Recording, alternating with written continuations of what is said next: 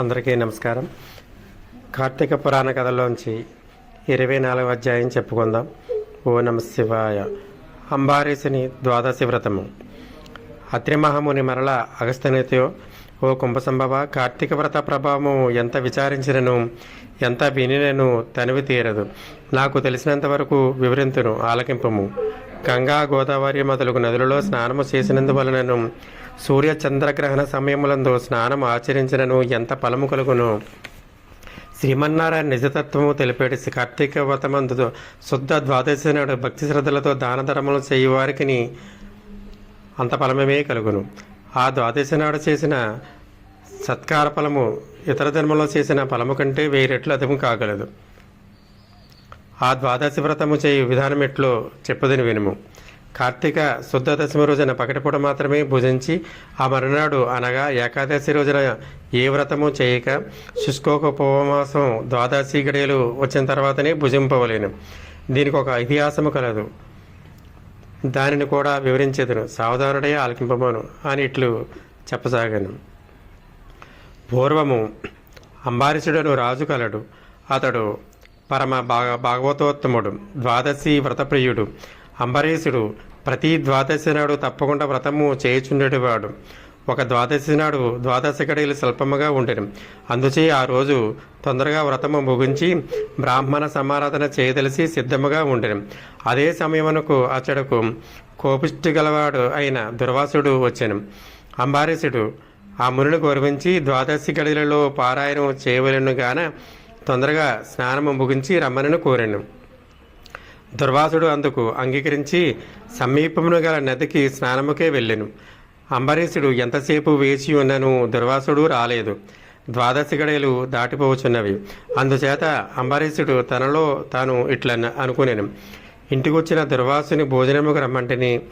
ఆ మహాముని నదికి స్నానముకు వెళ్ళి ఇంతవరకు రాలేదు. బ్రాహ్మణు ఆతిథ్యమిత్తునని మాట ఇచ్చి భోజనం పెట్టకపోవట మహాపాపము. అది గృహస్థనుకు ధర్మము కాదు. ఆయన వచ్చే వరకు ఆగితేనా ద్వాదశి గడియలు దాటిపోవును, వ్రతభంగమవును. ఈ మహాముని మహాకోపిష్టి గలవాడు. ఆయన రాకుండా నేను భుజింప నన్ను శపించెను. నాకేమూ తోచుకున్నది. బ్రాహ్మణ భోజన అతిక్రమించరాదు. ద్వాదశి గడియలు మించిపోకూడదు. గడియలు దాటిపోయిన పిదప భుజించిన ఎడల హరిభక్తిని వదిలిన వాడనగుదును. ఏకాదశి నాడున్న ఉపవాసము నిష్ఫలమగును. ద్వాదశి విడిచి భుజించిన భగవంతునకు భోజనము చేసిన దుర్వాసనకు కోపం వచ్చెను. అదియునుగాక ఈ నియమమును నేను అతిక్రమించిన ఎడల వెనుకటి జన్మయందు చేసిన పుణ్యములు నశించెను, దానికి ప్రాయశ్చిత్తము లేదు అని ఆలోచించి బ్రాహ్మణ శాపమునకు భయము లేదు. ఆ భయమును శ్రీ మహావిష్ణువే పోగొట్టగలడు. కావున నేను ద్వాదశి గడియలలో భోజనము చేయుటయే ఉత్తమము. అయినను పెద్దలతో ఆలోచించడం మంచిదని సర్వజ్ఞులైన కొందరు పండితులను గావించి వారితో ఇట్లు చెప్పాను. ఓ పండిత శ్రేష్ఠులారా, నిన్నటి దినమున ఏకాదశి అవుడు చేత నేను కటిక ఉపవాసం ఉంటిని. ఈ దినమున స్వల్పముగా మాత్రమే ద్వాదశి గడియలు ఉన్నవి. ద్వాదశి గడియలోనే భుజింపవలసి ఉన్నది. ఇంతలో నా ఇంటికి దుర్వాస మహాముని విచ్చేసిరి.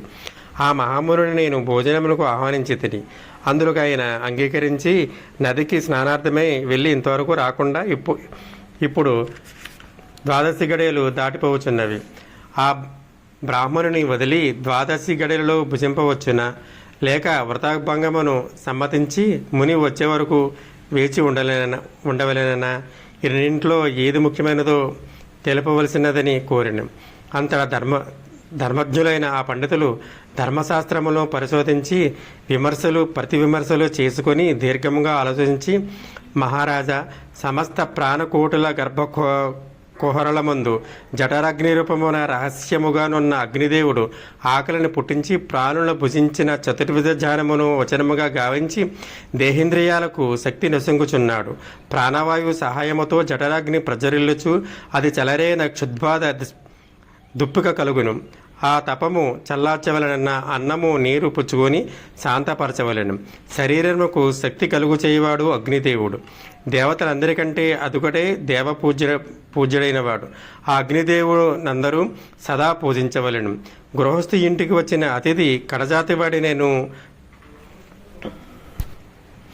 భోజన మిడుదునని చెప్పి వానికి పెట్టకుండా తినరాదు.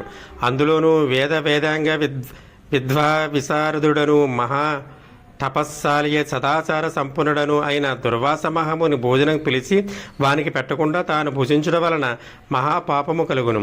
అందువలన ఆక్షీణము కలుగును. దుర్వాసును అంతటి వాణిని అవమానమరించిన పాపము సంప్రాప్తమగును అని తెలియపరిచిరి. 24వ అధ్యాయం సమాప్తము. ఓ నమ శివాయ.